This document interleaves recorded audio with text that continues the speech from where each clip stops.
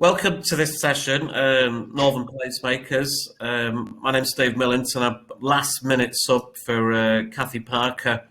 But we're both from the Institute of Place Management, membership organisation based at Manchester Metropolitan University.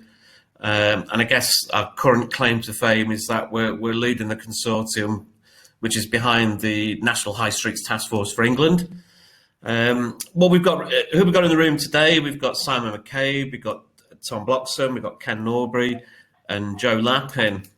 And we're just kind of, my own gambit is this, is that we've had great cities in the north. We know the central town and city centres have been the driving force of economic regeneration and development for centuries. We've had concentration investment in centres. And all of a sudden, we've got a pandemic, changing working behaviour, changing our shopping behaviours. Are these behaviours here to stay? And how that might affect the viability of centres going forward. But then not to dwell too much on the negatives, to think about what opportunities there might be from a post-pandemic future for northern towns and cities. I'll just open it up, I think. Okay. Can I start? Oh, sorry, Simon. No, you go first.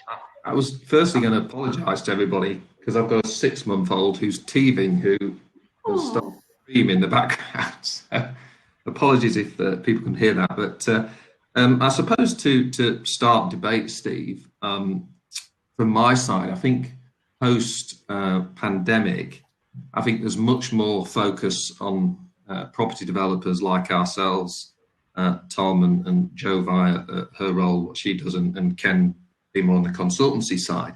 Much more focus needs to be on people and the environment that we put the people in, whether it's commercial offices or whether it's residential schemes or any type of development, be it city centre or rural development. So I think there needs to be much more focus on the people and the needs of the people when we're planning and forward thinking and master planning our various schemes of development up and down the country, and obviously this particular focus on the northern powerhouse cities. And I suppose moving on a little bit from that environment that surrounds them is a big key element of that is people's health and well-being. I think we've all recognised during COVID that health and well-being has become much more important, much more up there on the agenda as employers thinking of employees and vice versa. And mental health comes into it, and there needs to be much more flexibility in terms of working. And as we see the north expand, and in particular the northern powerhouse cities, be it via relocation, via the levelling up agenda, or just corporates moving to the main principal cities and towns, health and well-being is going to become more and more important, because it's how they attract the best graduates, it's how they attract the best employees, it's how you attract the best staff. So I think environment that we surround our people in is a key thing that we're certainly thinking of our projects in the northern powerhouse cities, and one that I think a lot of people will hopefully concur with me on. Okay, does anyone wanted to pick up Simon's points there? Yeah, I think you can build on what Simon's saying. I think it's great that he started it with the focus not being on transport or buildings. I think he quickly made a really great point, and that is about people. And I think that is a really big change in what we're seeing, certainly in what we're seeing with our clients, and the messaging that we're receiving is, I think the world has changed. I think there's a great I can't tell if Ken or Joe is talking there. Ken's talking there, Steve. Yeah, so you mustn't be able to hear me, Steve. I'm afraid. Okay. So what I'll do is, Steve, I'll just let you know that I'm talking. Okay. So if you can see me, hopefully that's okay. So I think the key part of it is social outcomes. Making sure that it's more than just people. It's about, when we're doing development, It's what legacy we're leaving behind. What is it we're leaving in our towns and cities? And let's not forget, our rural communities as well. It's not just about cities and big towns. It's what we're doing for those. And we've seen many times, where developments have gone wrong, and whether it's been a social experiment or urban planning gone wrong. When we know it goes right, we've got people at the core of it. So I think it's great that Simon started with that point, actually. And I think sadly we've lost our facilitator again. So should we move to self-facilitation? So apologies to the audience, we've got some technical problems. We're on Ben has stepped into the breach. Thank you, Ben. Welcome. As if by the technical gods of magic, I'm here. So I will take over from Steve. I was actually just writing a comment, so I was paying a lot of attention, picking up on something that Simon said, and then that Ken went into. I think the North's got this real opportunity when it comes to the environment, particularly for attracting people. We've often talked about our cosmopolitan cities, the Manchesters, the Leeds, and everything else. But Ken, you were right. We've got these towns that we can't forget, and equally, they're going to need some clever thinking by the likes of Simons and Tom as we enter this new world, and Joe with the LEPs, of how do we transform those former high streets that were once bustling, and that now, with the sad state of retail, can be something else. How do we breathe new life into those places? And I guess my question to all of you would be, what sort of brainwaves are you guys ticking away in the background? Don't give away any state secrets or anything that, commercially sensitive, but, what things and what would you do if you were handed a town centre in the North generically? Can I come in, Ben? Because I've got no commercial interests or any secrets to give away. Perfect. So I think for me, the issue is that we've really got to think about place in a very place-based way. And that might sound like, well, that's obvious. But I think there has been far too much copying from what others have done, irrespective of whether it is actually in and of the place. And we need collective creativity, innovation, and ingenuity to repurpose town centres. I do think, the sad fact is that footfall in London and Manchester took the greatest beating in the pandemic because of the functions of those cities. We are going to see a very different recovery model going forward. And it's beholden on all of us to think very, very seriously about the repurposing of town centres. I'm hugely optimistic. We are sociable creatures, but much of the fabric of what makes a town and a city centre is in a seriously reduced state at the minute. If we look at our retail, our leisure, our hospitality, our cultural offer, they are the sectors that have been most affected. So I think we've all really got to think seriously about repurposing our town centres and our city centres on the basis of what are they intrinsically like as places, not becoming pale imitations of somewhere else. I think you're right, Joe. I think I scribbled down the word experience. I think be it people going to their place of work, being people going shopping, it all becomes an experience now. And you've seen a lot of that with out-of-town retail, where you don't just go to one shop, you go for the experience and the enjoyment of spending several hours, not several minutes at a location. And I think town centres have potentially lost that a little bit, and they need to somehow, working with local authorities and the development world, a way to generate and regenerate the experience for the I go back to the word, the people who are going to be using the services of such town and city centres. I mean, you use the words creativity and imagination. I mean, Tom is probably one of the most creative and imaginative people with his projects over the years that the property industry has come across. In particular, some of the fantastic schemes he's done in Manchester and Sheffield, which are very eye-catching and very striking, and it needs that creativity and that forward thinking, that imagination to create a town centre or city centre that makes people want to actually go to it. So Absolutely. I mean, just to be a bit different and a note of positivity, that actually this crisis, as we call it, could be a very positive thing for our towns and cities. And cities have survived since ancient Athens.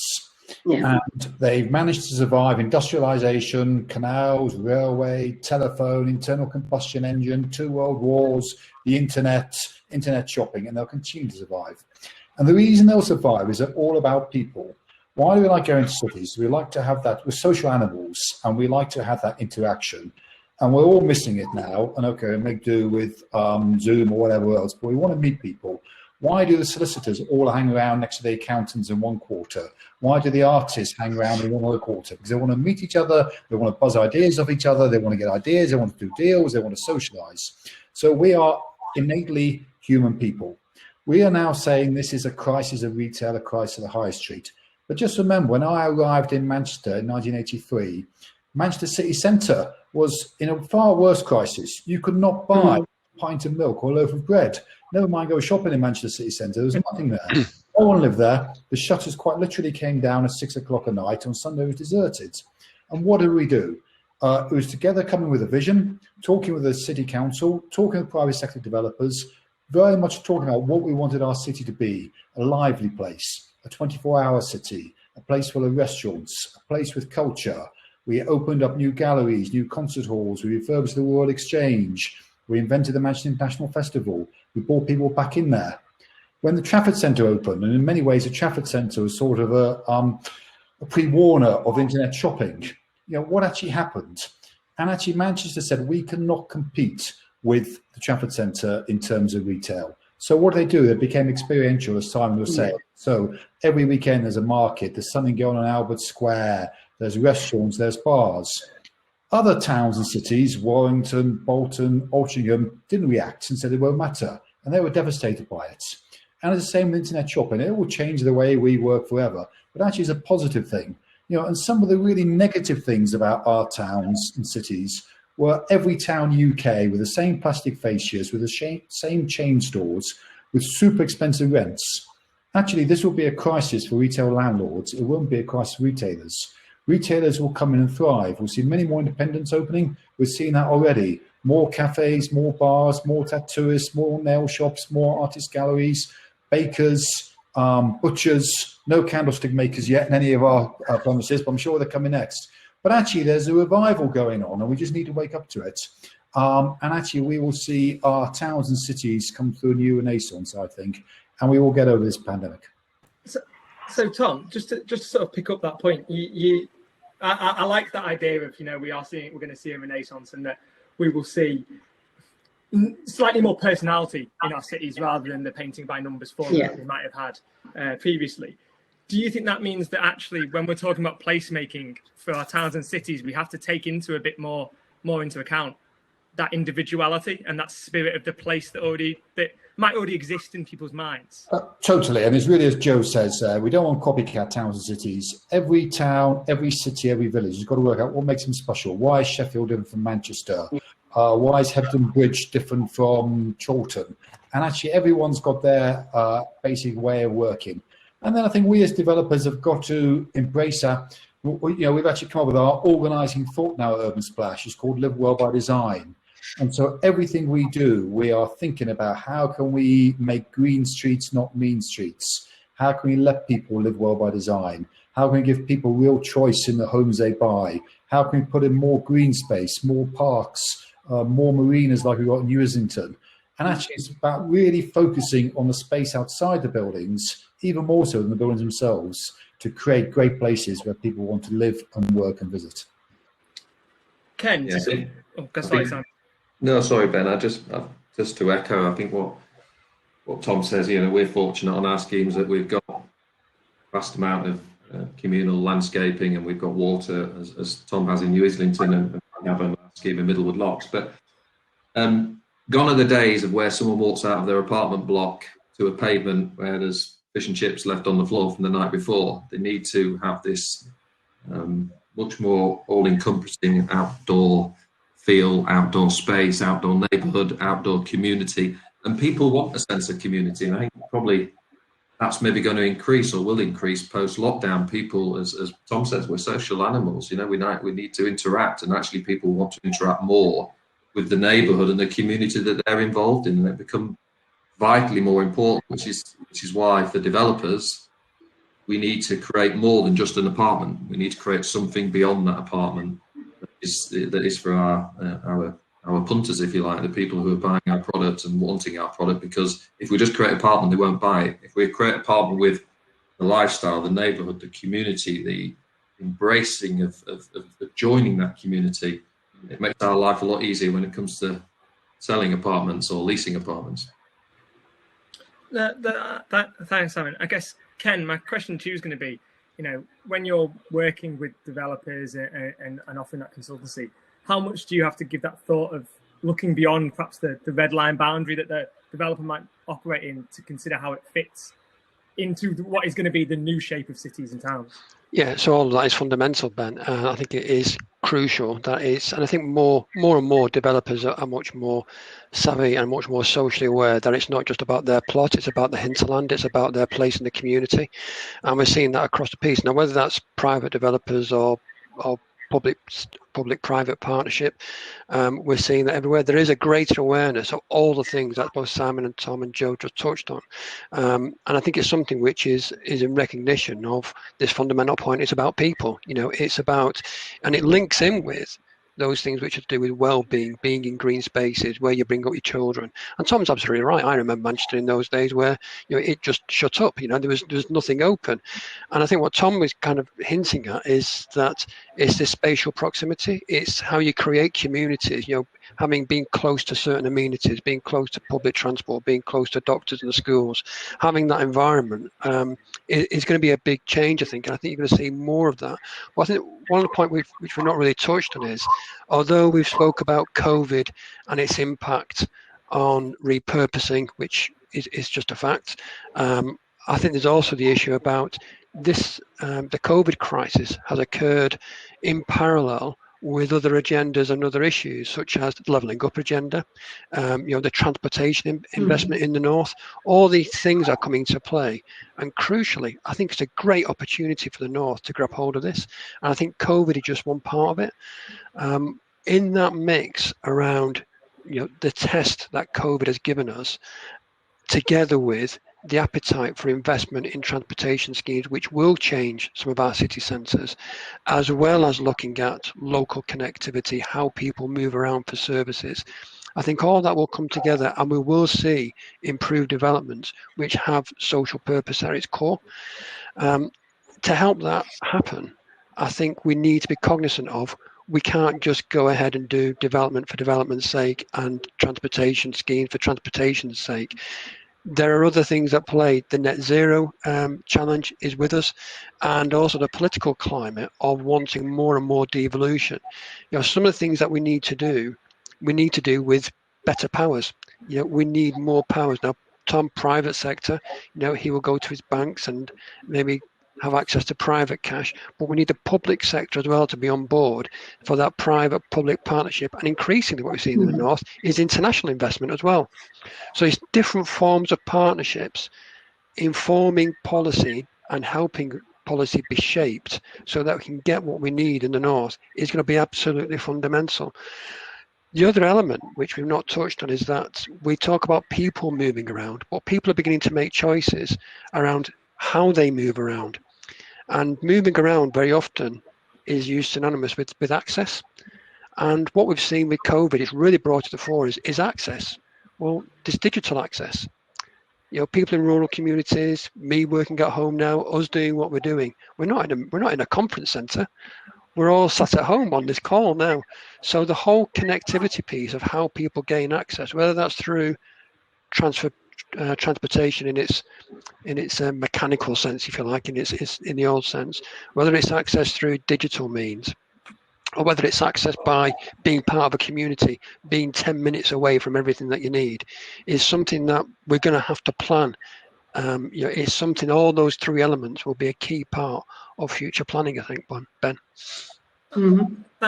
Thanks, Ken. And actually, you've led me onto two sort of separate questions. The first one, it actually ties into something that Debbie asked in the chat. And perhaps, Joe, it might be one for you. She wondered whether, do we think that it could become a self-fulfilling prophecy that if people start relocating to our towns and our, perhaps, and other parts of the north where because of the fact we've got the digital connectivity and they've seen the ability to do their job remotely because of COVID, do we think those places will actually then see their local economies grow because actually they'll be utilising that town that has now got more personality? Because as Tom said, we've got more of those independents coming in. Is that something that perhaps you're thinking about within in Cumbria, that you're going to attract people out of those cities? Yeah, absolutely, Ben. And I think what we've got to recognise is that people will make very, very different decisions because we've actually fractured the link between where you live and where you work. We've proven to people they don't have to be in close proximity. And the thing that's quite interesting is I think we've only seen a 6% reduction in stamp duty receipts, which says a heck of a lot of people are on the move because people have reevaluated the way they live and the way they work. They want better access to green space. They want better access to the natural environment. They want more space. And I think people are thinking that they can continue to do their professional career, their job, and actually have a very different lifestyle. So in Cumbria, we are seeing a greater interest. I don't think that's the demise of cities in any way. I just think that people will make their family, their lifestyle, and locations that may have been perceived as too remote, less attractive, will become increasingly attractive. And lovely to hear from Debbie. Debbie, I absolutely access to fabulous things, but it's also at the heart of the UK, right on the border with Scotland, and union connectivity will matter going forward. That was a nice little bit of advertising for Carlisle there. I applaud that. I probably should say other towns and cities are available. But no, I guess sort of looking at that international picture that as well we've touched on, everything that's happened over the last 12 months takes place internationally, and that net zero agenda is global as well. But have you seen a growth of interest, Simon and Tom, from investors overseas that now see that the time is right for the North? I know we've probably seen it over the last few years building, but do you think we're at a crescendo yet? Tom, do you mind if I go first? You go first, Simon. I suppose the international drive into the north of England has always been there in a way, and we referred back to Manchester as one city in the 80s. And whilst most of that investment was UK based, that was sort of setting the seed for the future of Manchester. And as I say, other cities like Leeds and Sheffield have followed suit thereafter.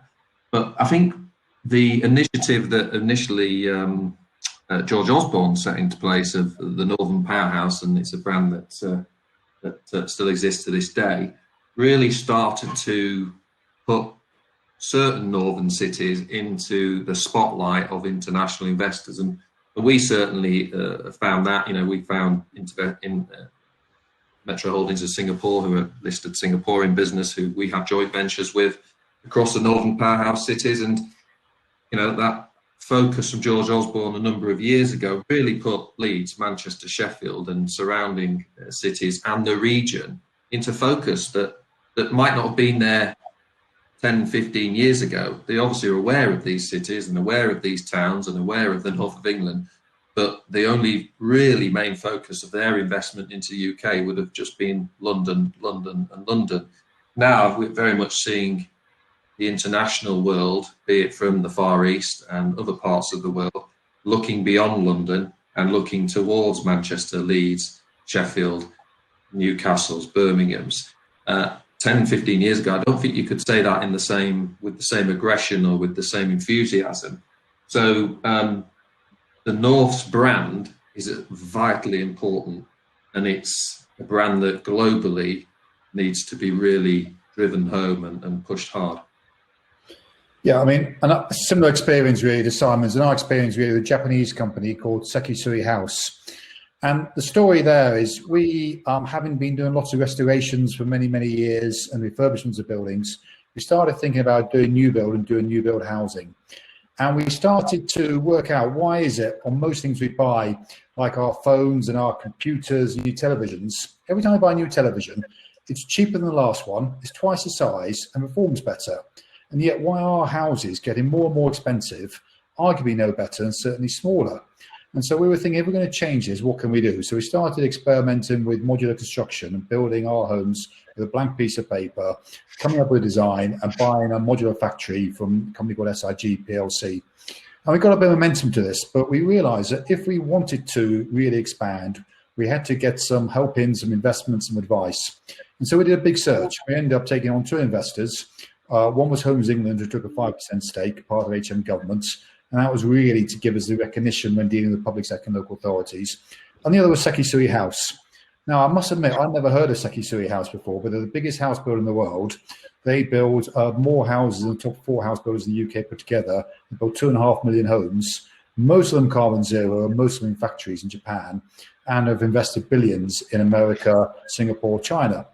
And we asked them why they invested in the UK. And it was very interesting.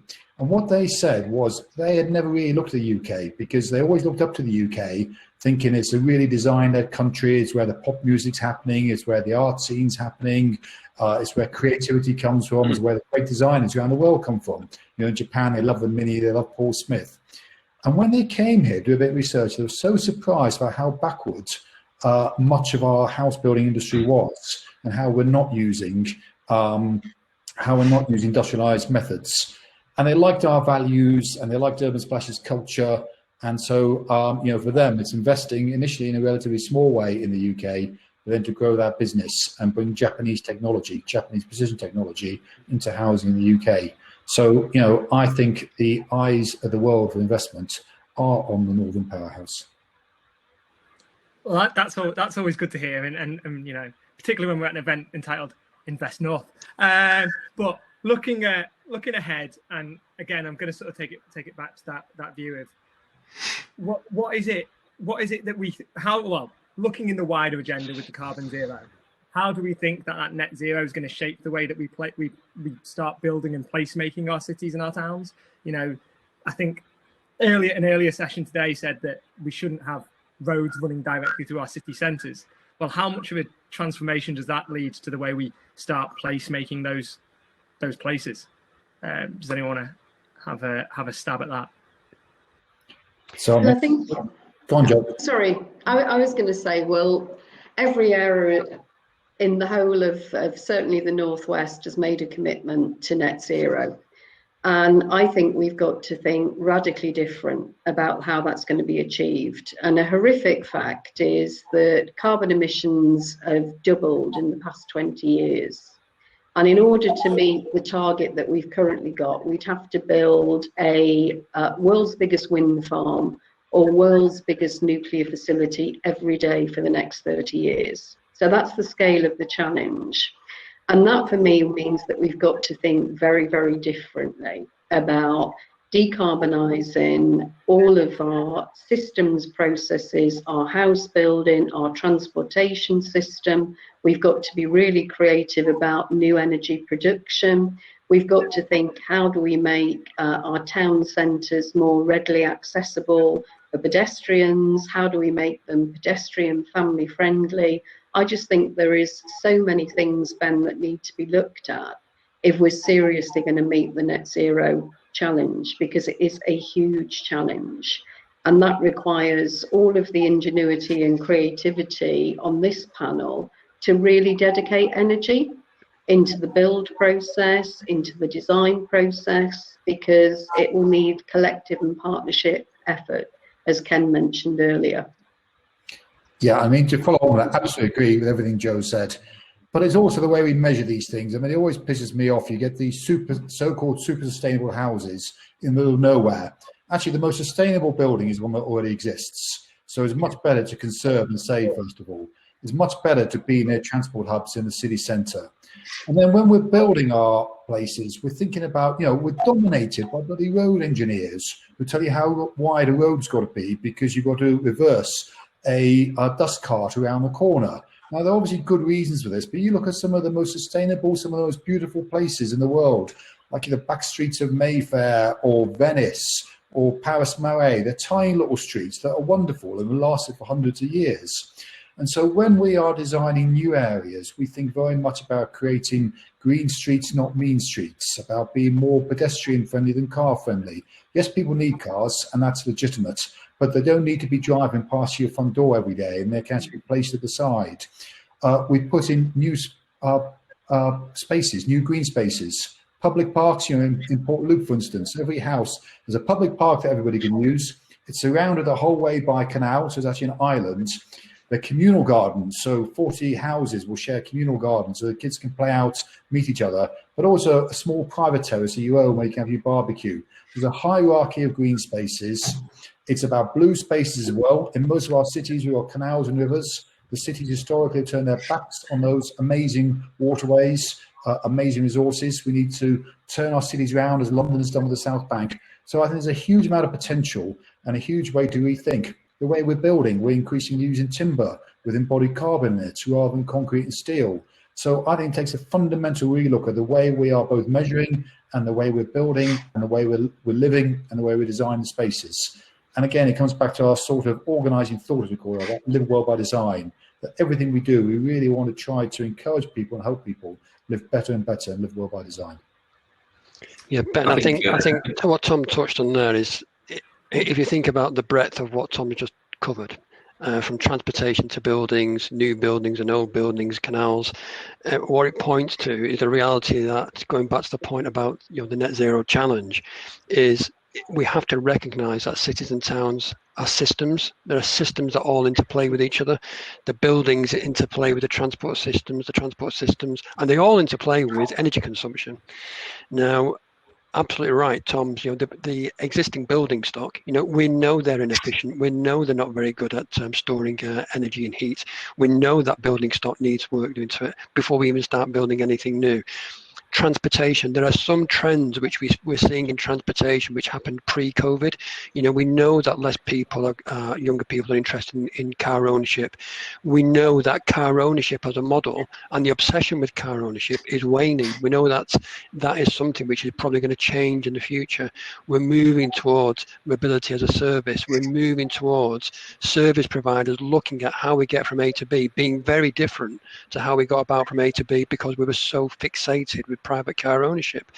That is going to be something which our city planners, our town planners need to start thinking about for the next 10, 20 years, not for this year, but certainly something which is the direction of travel. And all that plays into the net zero challenge around changing that transportation system has to be and bring efficiencies to a better place of energy consumption. Our building stock, getting better use out of our existing stock is absolutely fundamental. Where we get our energy from needs to change. Never mind storing and being better at using it. Where it comes from needs to change. And the point again is this approach that it's the city needs to be looked at as a system. All these elements interplay with each other. And that's why I just reintroduced the comment again about the devolution piece and where funding comes from, whether it's public funding or private, and how the decision making is taken forward so that some of these, we're not going to get to the net zero challenge and deliver what we need to do for 2050 unless we take this systems approach and understand this interplay. Mm-hmm. I don't think each of these elements sits on their own. It's got to be a really holistic approach. But what we can see, that some of the changes that we are seeing with transportation, with building, Tom touched on the importance of green infrastructure and blue infrastructure, living nearby water, living in green spaces. All those things bring other tangible benefits, which are a key part of the message of Northern Powerhouse. And that's not to do with the infrastructure, but to do with people's health. It's to do with people's education. It's to do with the change in the skills that we need in order to live that future life. So all these things are, come together with something which something which may sound a little bit intangible for a lot of people, net zero challenge and energy consumption, for citizens of the city, that's not as tangible as saying in 10 years' time your health is going to be better. The kids are going to live longer than what you do. You're going to live in a better environment. That's what it's about, isn't it? I suppose to add to that, Ken, I think I said at the beginning, we're much more focused on the people and the environment that surrounds us, but maybe we should add to that, we're focused on the people and the planet they live in, and how we've all got a responsibility to this planet that we all live in, and the design of buildings and how we've reshaped, take Fort Park in Leeds, for example, and I sound like my colleague Mark Jackson here, but Fort Park used to be just office building, swathes of car parking in front of the office building. It's no longer that. It's building lots of communal space, a retail park, a green park, water, running tracks, walking tracks you can trot your horses on and trot your horses. I'm not sure if that's the right expression. But the world is changing, and the environment that we have to create for occupiers in office buildings, apartments, and the like is constantly on our mind. And with that comes the health and well-being provision that we all now need to start thinking about. With that comes our drive to zero carbon emissions and the like. And as the technology constantly moves, we have to move with it, and us as developers and people in the industry have to move with it, because if we stand still, we'll fall over. If we keep moving forward, we'll move with it, and we'll all progress, and we will not only embrace the environment that our various occupiers will be in, but we'll also, in some shape or form, help the planet. It was funny enough, I was chatting to my 11-year-old about it, and we were talking about a new car, and I said, well, the current car is probably the last petrol car we'll ever own. And I think most people probably listening, they're all in the same bracket. Either their current car now or their next car will be their last petrol or diesel car. The ones after that will all be electric, or if technology moves on, something else that's even more environmentally friendly. So there is a conscience for us all to protect this planet of ours and focus on the people who live in this planet a little bit more. Which I think brings me on to, well, I've got two questions lined up, and if anyone does want to ask a question, we do have 12 minutes remaining of this session, so put it in the chat and I will attempt to throw it to the team, and might have to give this the succinct answer you can manage. But what one for you, Simon, and again Tom, I guess you delivering schemes takes a long time. They don't just pop up overnight. And you, as Ken mentioned, the trends that have been accelerated over the last 12 months were already moving. I guess when you're looking at placemaking your next new Islington or so forth, how far ahead are you trying to predict those trends, and where do you get your steers from in your creativity? I suppose, well, look, I think all developers, and let's take an office building as an example. We're about to start on the final phase of our two projects in Sheffield, one at Sheffield Digital Campus and one at the Olympic Legacy Park. And we've had to be pretty forward thinking on those, because they started on site last month, but the last 12 months have seen us have to tackle a few design issues where we have incorporated a number of design changes to take into account what we believe that our end users would want, and the occupiers would want, the institutional market would want. And that covers a swathe of things, whether it's, carbon efficiency, how environmentally friendly and how environmentally performance is the building, down to the occupier. Well, we want to remove as many touching surfaces as possible, so much more sensors driven and much more technology throughout the building, or communal space, an area that is greater for them to have, whether it's medical facilities in some of the larger buildings, for example. So we're having to take all of that into account, whilst at the same time recognising some occupiers, not all, because Tom's earlier point about we're all social animals, we like to be together, is very, very important. But we all have to recognise that there's much more flexibility now. A lot of corporates, a lot of employers will offer the employees much more flexibility. So they might not always be in the office when we return to normal. They may be working from home, working from here. So office design, as one example, we've had to, in some respects, set the trend ourselves and make some changes based on our own experience and our own thoughts and our own feelings, whilst working with a number of sort of experts in the field and our various advisors and consultants, come up with forward-thinking designs that work for the modern day occupier. And thankfully, whilst we're spec building in Sheffield, we've secured the biggest out-of-town pre-let that Leeds has ever had in the last few months. And that's in conjunction with a tenant there, Lowell's. We've really pushed the boundaries there, and it's worked brilliantly for both parties. But it's because of what Thorpe Park has to offer. It's not just an office building that's just plonked up. There is much more surrounding it, and much more goes into thinking about the office market, the occupiers' demands, and we have to stay one step ahead of the game. And as I say, Tom complimented earlier because he's very creative, but you have to stay one step ahead of the game in this, and you have to think and do your best to always get it right, and be that imaginative, creative person or developer.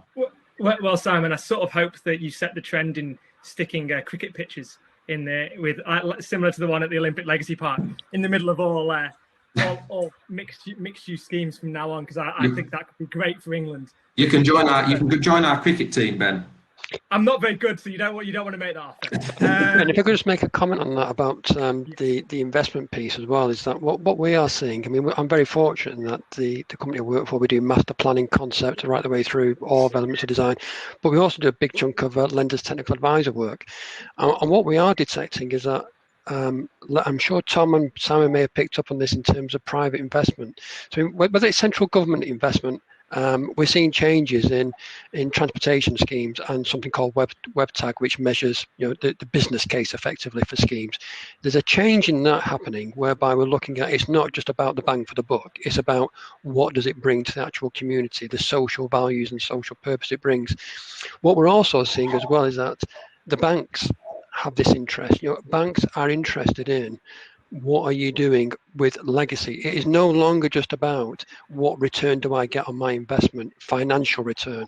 They are really interested, whether it's United Nations targets, or whether it's sustainability targets, or whether it's net zero challenge for 2050.